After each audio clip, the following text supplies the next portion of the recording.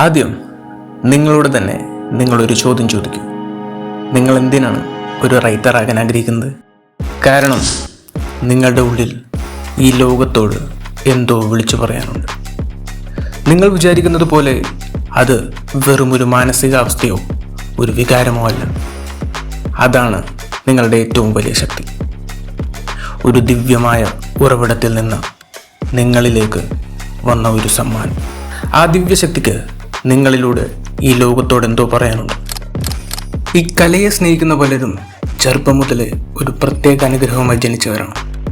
അല്ലാതെ പെട്ടെന്നൊരു ദിവസം ഒരു നോവൽ എഴുതിയേക്കാം എന്ന് തീരുമാനിച്ചതല്ല. So relax, we are the game changers. അപ്പോൾ എന്താണ് ഈ റൈറ്റിംഗ് എന്നതുകൊണ്ട് ഉദ്ദേശിക്കുന്നത്? Writing is all about your imagination.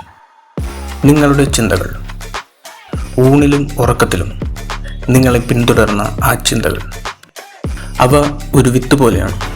ആ വിത്ത് നട്ടു വളർത്തുന്നതും മുളപ്പിക്കുന്നതും ഒരു വലിയ വൃക്ഷമാക്കി മാറ്റുന്നതും നിങ്ങളുടെ ഭാവനയാണ്.